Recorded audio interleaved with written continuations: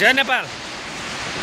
अहिले तपाईहरुले साउदीको रियादको यो दृश्य देखिराख्नु भएको छ। यहाँको खास कुरा के हो भने वर्षमा डिसेम्बर र जनवरीको महिनामा एक दुई पटक मात्र वर्षा हुने गर्छ र आज त्यही दिन हो। हिजो रातिदेखि पानी पर्दै रहेको यो अवस्था हो